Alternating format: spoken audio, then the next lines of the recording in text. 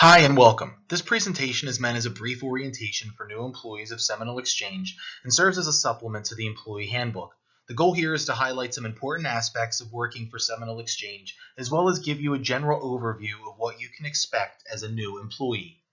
Again, welcome to Seminole Exchange. We believe that every employee contributes directly to Seminole Exchange's growth and success, and we hope you'll take pride in being a member of our team. This orientation was developed to describe some of the expectations of our employees and to outline the policies, programs, and benefits available to eligible employees.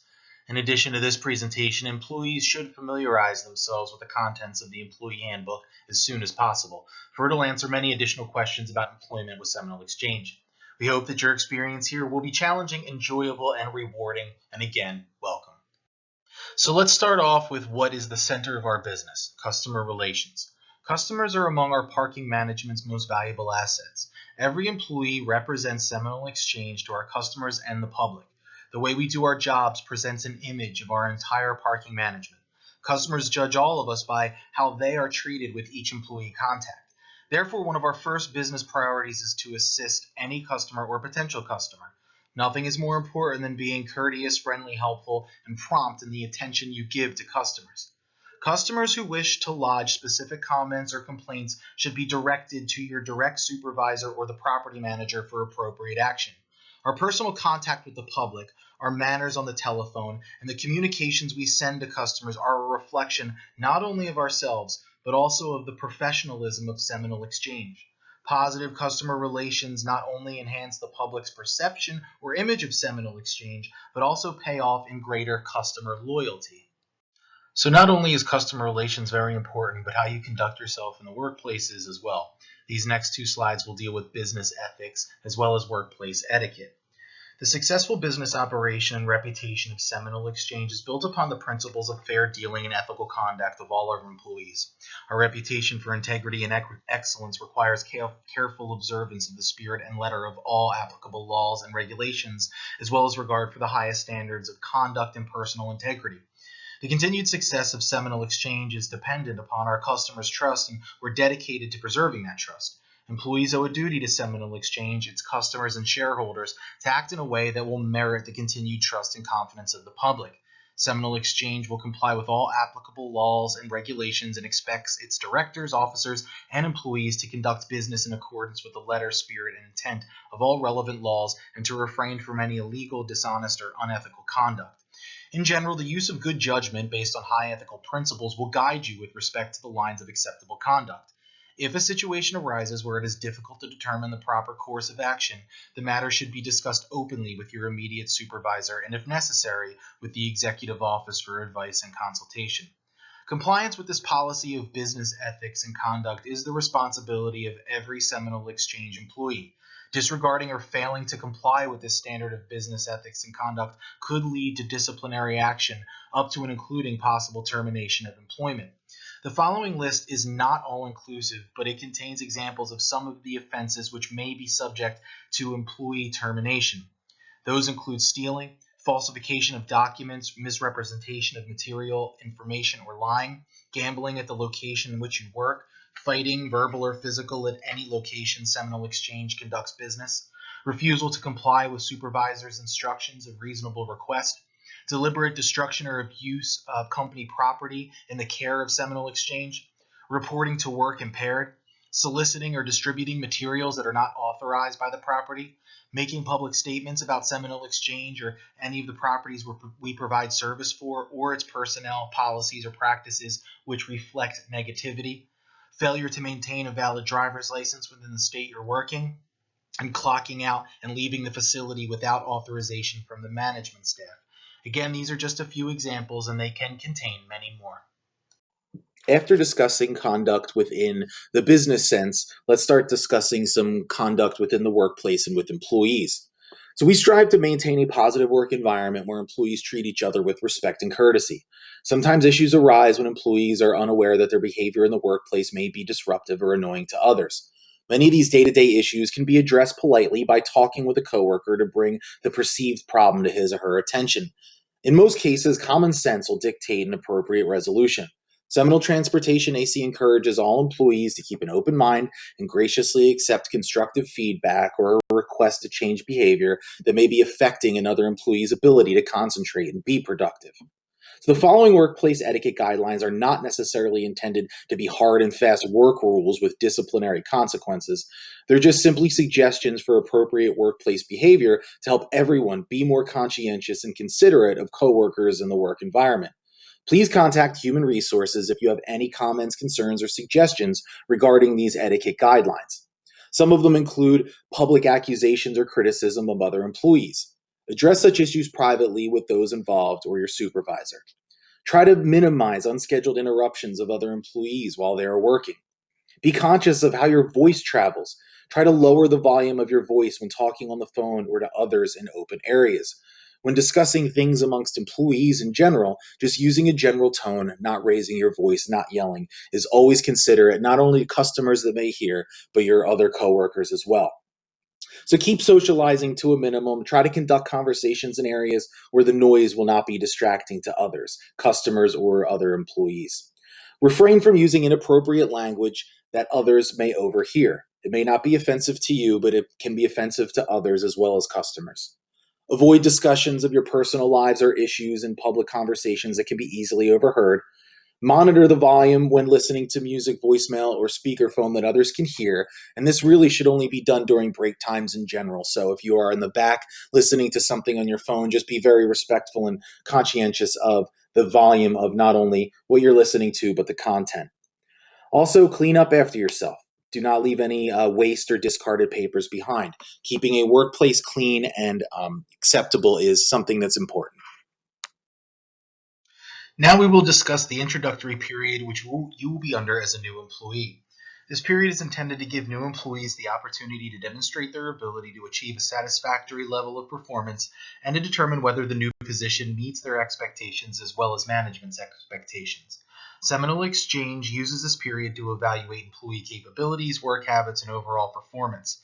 Either the employee or Seminole Exchange may end the employment relationship at will at any time during or after the introductory period with or without cause or advance notice. All new and rehired employees work to an introductory basis for the first 90 calendar days after their date of hire. Employees who are promoted or transferred within Seminole Exchange must complete a secondary introductory period of the same length with each reassignment to a new position.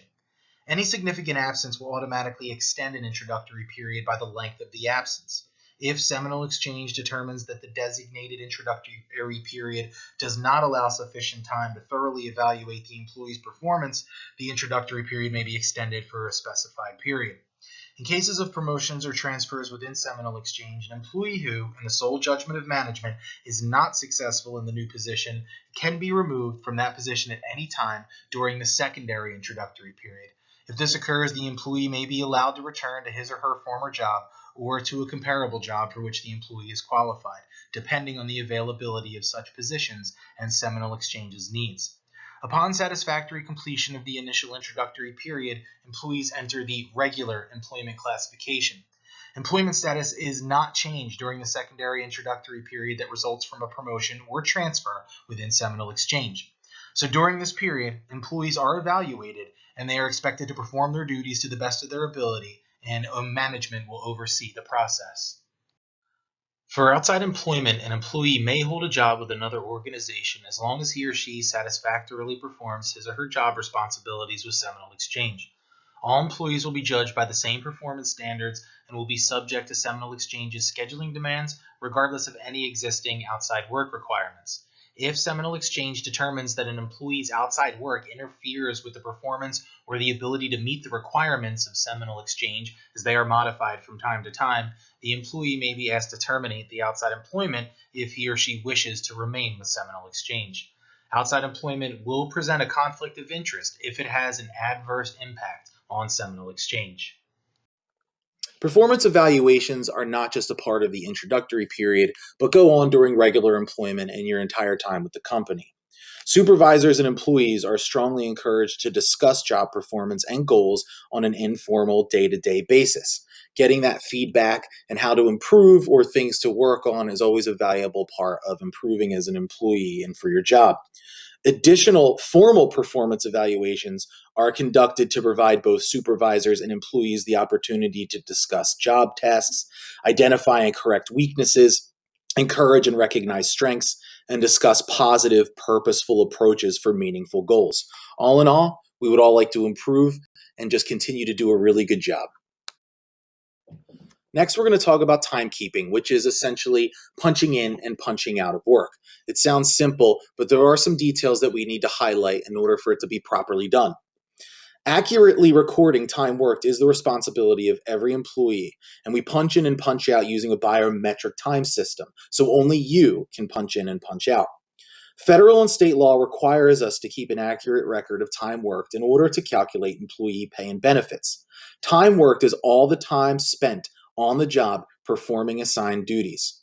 Hourly employees should accurately record the time they begin and end their work.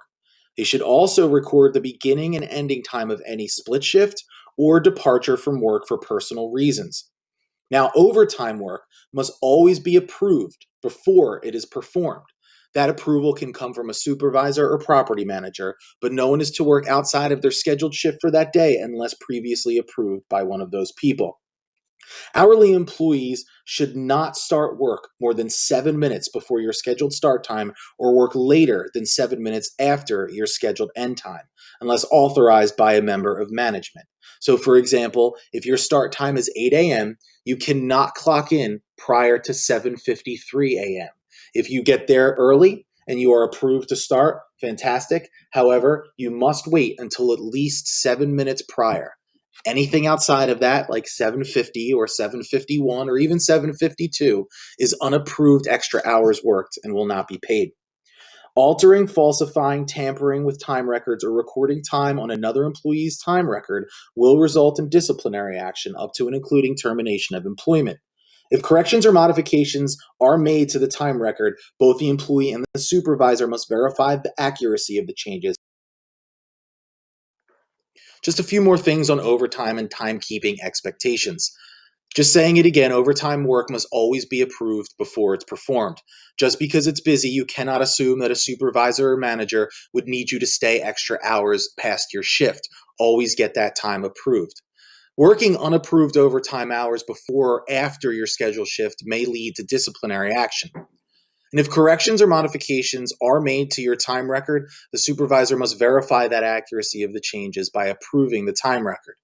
Overtime hours that were unapproved by a manager or supervisor will be modified and adjusted accordingly, and that will result in disciplinary action. This also includes the accumulated hours that will result in punching in or out more than 7 minutes before or after an employee's scheduled shift.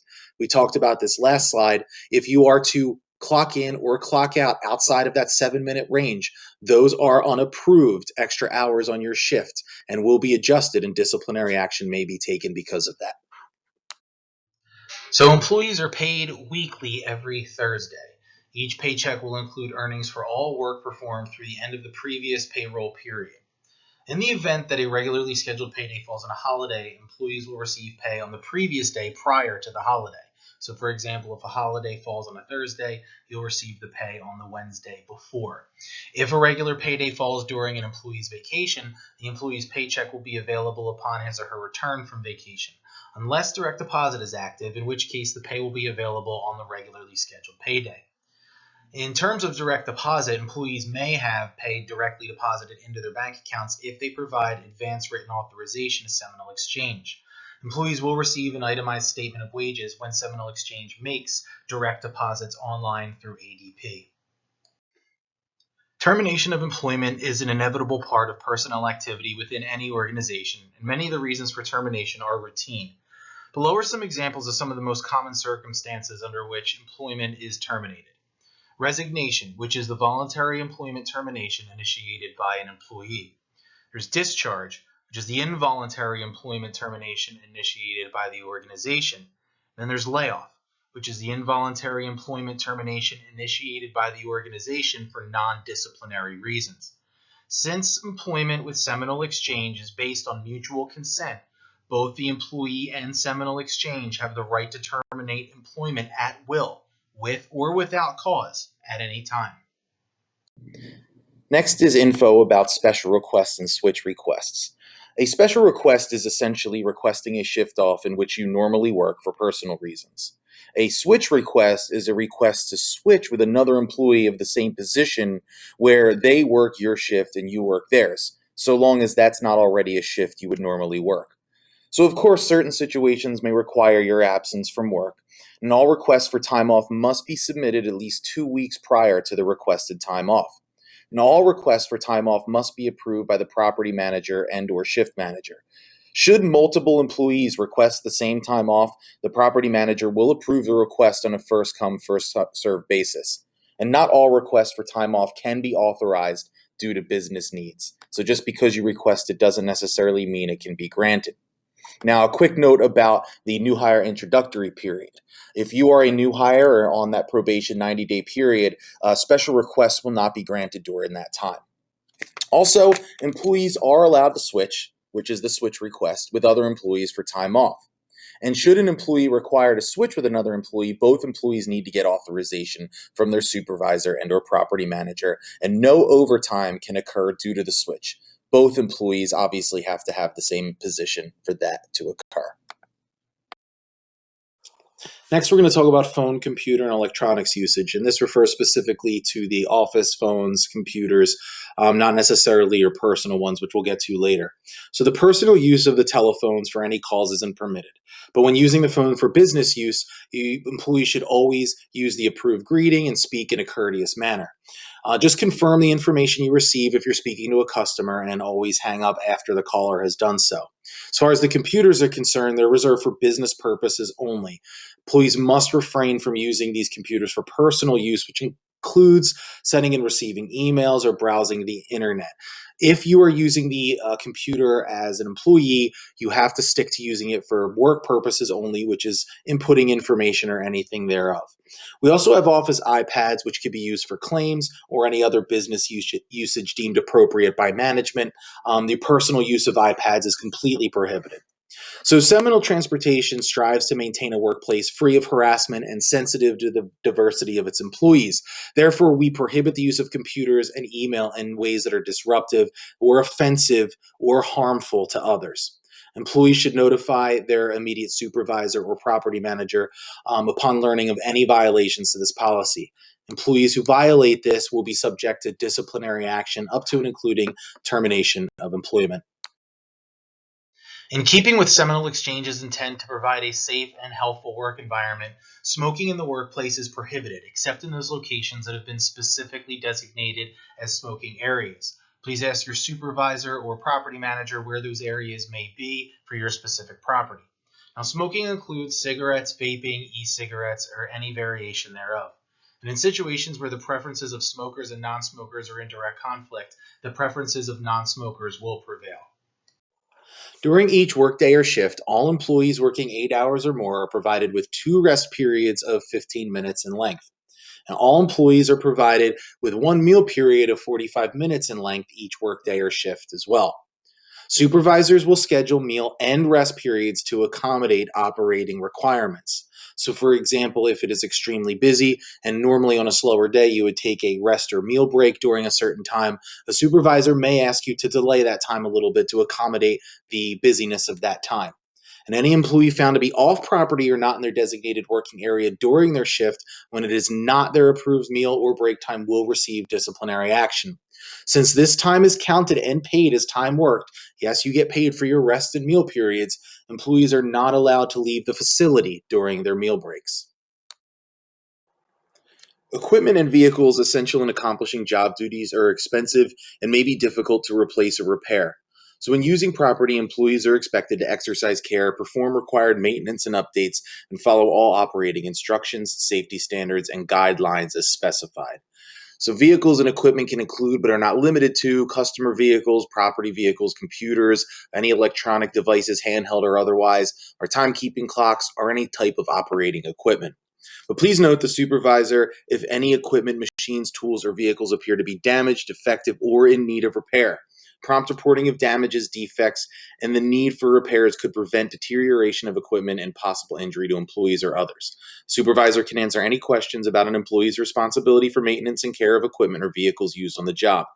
The improper carelessness, neglect, destructiveness, or unsafe use of operation of equipment or vehicles, as well as excessive or unavoidable traffic and parking violations, may result in disciplinary action up to and including termination of employment. Performance of duties that require an employee to operate a customer's vehicle or company property must do so in a safe and responsible manner. Accidents or damage to property that occur during an employee's first 90-day probation period may lead to immediate termination. Accidents or damage to property that occur outside of an employee's probation period may lead to termination, probation, or suspension. Seminole Exchange Management reserves the right to assess each incident separately and apply appropriate discipline accordingly. Earlier, we discussed general phone usage. Now we're going to discuss a little bit about personal cell phone usage. Employees may not use personal cell phones while working. So all personal cell phones must be stored away during an employee's work shift. We shouldn't see anybody on their phones during their shift in between getting cars or making transactions. They should be stored away while you are working. And all employees should remember that it's their responsibility to perform their duties to the best of their ability, safely and accurately. And using a cell phone during those times is a violation of that.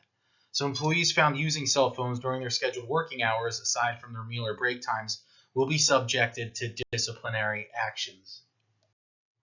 All employees are required to park in the identified employee parking area of the property that you work at. If you are unsure where this location may be, ask the property manager and they will let you know. At no time can any employee park anywhere other than the designated employee parking area. And should an employee of Seminole Exchange be found to be parked in another area, their vehicle will be towed or booted at the owner's expense and can result in termination. Now, parking can change due to construction, special events, etc. So pay attention to any notices or memos from your supervisor or parking manager that may note a specific employee parking change. Otherwise, always park in the employee areas.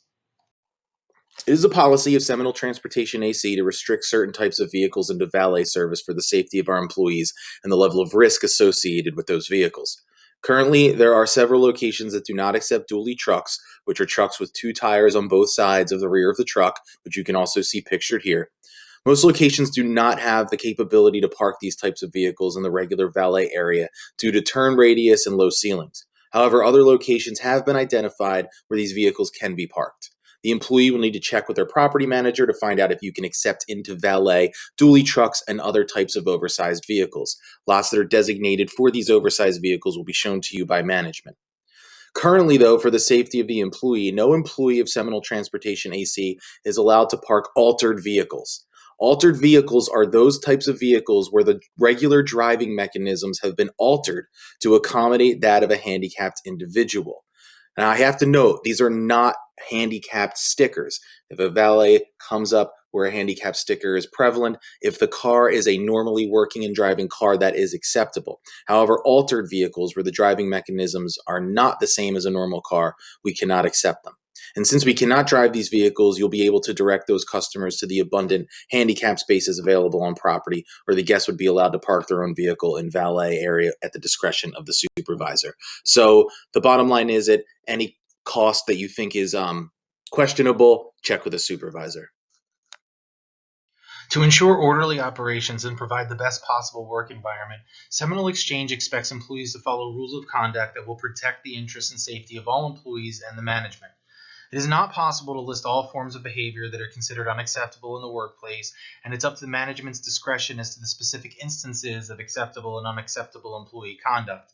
However, the following are examples of infractions of rules of conduct that may result in disciplinary action, up to and including termination of employment: theft or inappropriate removal of possession or property, falsification of timekeeping records, working under the influence of alcohol or drugs, possession, distribution, sale, transfer, or use of alcohol or illegal drugs in the workplace while on duty or while operating employer-owned vehicles or equipment, fighting or threatening violence in the workplace, negligent or improper conduct leading to damage of employer-owned or customer-owned property, insubordination or other disrespectful conduct, violation of safety or health rules, smoking in prohibited areas, sexual or other unlawful or unwelcome harassment, excessive absenteeism or any absence without notice, unauthorized absence from workstation during the day, unauthorized disclosure of business secrets or confidential information, violation of personnel policies, sleeping on the job, wearing headphones or using other electronic devices while on duty, or in general,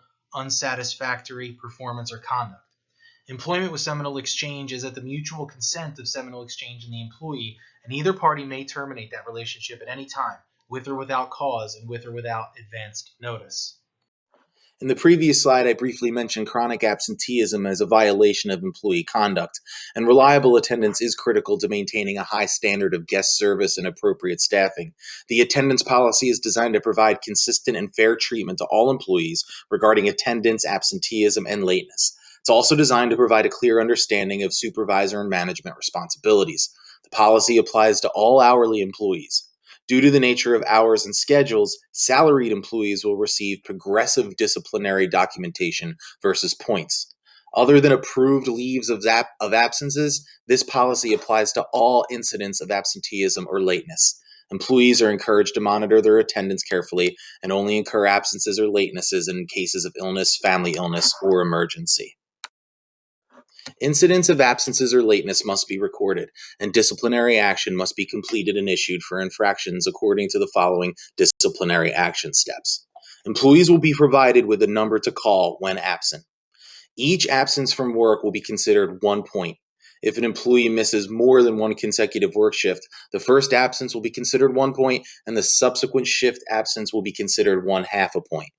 Each incident of lateness will be considered 1/2 a point. If an employee arrives to work so late that the management team has already made other arrangements for coverage, the supervisor or manager may send the employee home and issue a full point. Approved special requests or switch requests will not count as points. And employees that are in their new hire 90-day probation period or employees on any other type of probation period are eligible to quicker discipline or termination based on attendance and punctuality during that probationary period. The management team is responsible for accurate record keeping by maintaining a rolling 12-month attendance record for each employee. And what that means is over the course of a rolling 12 months, the lateness points or the absentee points that you accumulate will go away after a calendar year. So for example, if you accumulate 1 late in March and 1 absence in May, that whole year rolls around back to March, your 1/2 a point for late goes away. You still have the 1 point for absence until it comes back around to May. Then that point for absence also goes away. And that continues on a rolling 12-month schedule. So next, just to be clear, I want to define really what makes different attendance and punctuality definitions what they are. So the first one is an actual absence, which is the failure to report to work for a scheduled shift or workday, or leaving work before the end of a shift due to personal circumstance, an early out not initiated by a manager or supervisor. You will be at some points allowed an early out if it's possible, but leaving work without permission would be considered a full absence. Next is dropped points. Disciplinary action for attendance violation is based on a rolling 12-month period that begins with the first incident of absence or lateness. Points that are over 365 days old will be dropped from the record, and I explained that a little bit previously with a rolling 12-month period. Being on time is defined as reporting 7 minutes prior and up to 7 minutes past the scheduled start time of your shift. Clocking in sooner or later than the allotted 7 minutes is still a violation of the attendance policy, and it is considered unapproved overtime. So for example, if your shift starts at 8 a.m., a proper clock-in time is anywhere between 7:53 and 8 o'clock a.m. Prior to 7:53, it is considered unapproved overtime and can result in discipline for punctuality problems, and anything past 8 o'clock is considered late. Speaking of, lateness is defined as 1, failure to report to work later than 7 minutes past the beginning of the scheduled shift, or 2, not returning from break on time as required to resume a shift.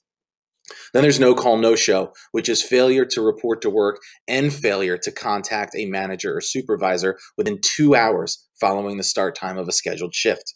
Then there's pattern absenteeism, which is 2 or more incidents where an employee is absent either the day before or after an approved day off, such as paid time off or switch request or special request or a regular day off. And then last, there's prompt notification, which is employees that are responsible for notifying their supervisors or managers at least 2 hours prior to the start of their shift each day absent, unless on an approved leave of absence. Should there be a need for disciplinary action because of lateness or punctuality, the following steps will occur. You will get a first notice, which is issued when an employee has accumulated at least 5 points within that rolling 12-month period.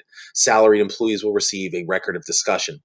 Then you will receive a second notice, and that's issued when an employee has accumulated at least 6 points within that rolling 12-month period, and salaried employees will receive a written warning. Then the final notice, which is issued when an employee has accumulated at least 7 points within a rolling 12-month period. Salaried employees will receive a final written warning. Then that could lead to termination, which will occur when an employee has accumulated at least 8 points within a rolling 12-month period. For a no-call, no-show, employees with one of those will be issued 1 point for the absence and a final written warning. 2 no-call, no-shows within a rolling 12-month period will result in termination. But note that 2 consecutive no-call, no-shows with no contact from the employee may be considered a voluntary resignation without notice. Pattern absenteeism. Employees with 2 incidents of absences the day before or after PTO or a special request or a scheduled day off within a rolling 12-month period are to receive progressive disciplinary actions. Prompt notification. Employees who fail to call at least 2 hours prior to the start of their scheduled shift are to receive progressive disciplinary action. Absence following a denied special request. Employees who are absent for a scheduled workday that was requested off but denied will receive progressive disciplinary action. Then there's the introductory period we've discussed, which is 3 points during their first 90 days in that introductory period will result in termination of employment. So if you were within that new hire time, only 3 points will lead to termination. And 1 call, no show during that period will automatically result in termination as well. Business demand. On certain days, such as special events, holidays, or when mandatory overtime is scheduled, the property manager has the discretion to issue 2 points for absences and 1 point for tardiness. Progressive discipline for pattern absenteeism will still apply. And now a quick note about personal appearance and uniforms. Dress, grooming, and personal cleanliness standards contribute to the morale of all employees and affect the business image of Seminole Exchange and how it presents itself to customers and visitors. During business hours or when representing Seminole Exchange, you're expected to present a clean, neat, and tasteful appearance. Each position has a specific uniform to be worn during work hours, and you are expected to be in that uniform when you are on duty. Your supervisor or department head is responsible for maintaining a reasonable dress code appropriate to the job you perform. If your supervisor feels your personal appearance is inappropriate or you are not adhering to uniform standards, you may be asked to leave the workplace until you are properly dressed or groomed. Next are some uniform restrictions and personal items that you may have on you during your work shift. With the exception of ticket bags for greeters, no additional items should be worn in place of or attached to the company uniforms. So anything like fanny packs or any mini book bags are not allowed to be worn. Personal items, which include but are not limited to cell phones, headphones, earbuds, purses, backpacks, etc., they're all to be left in a secure location for meal or break times only. And Seminole Exchange is not responsible for missing items left on property during your shift, so make sure you secure them somewhere, preferably your car. Failure to adhere to uniform and personal item policies will result in disciplinary action. Employees are responsible for all Seminole Exchange property materials or written information issued to them or in their possession or control. Employees must return all Seminole Exchange property immediately upon request or upon termination of employment. Where permitted by applicable laws, Seminole Exchange may withhold from the employee's check or final paycheck the cost of any items that are not returned when required. Seminole Exchange may also take all action deemed appropriate to recover or protect its property. And some of these items may include things like the name badge, access cards, uniforms, and in some cases, when given to you, company cell phones or keys, specifically for people like managers. While we did go over a lot of stuff, there are so many things still left in the employee handbook that must be read, as it contains a lot of additional information on things like employment expectations, employment status and records, drug testing, our social media policy, work conditions and work hours, as well as leaves of absence. There are lots of other topics as well. So please review this handbook and keep it on you, so that way if you have any immediate questions, it might be able to be answered there. I thank you for following along with this presentation, and welcome to the team. Let us know if you have any other questions or concerns following this presentation or reviewing the handbook. Your supervisor or property manager will be able to hopefully answer them for you or find out the answer in a timely fashion. Thank you again, and welcome.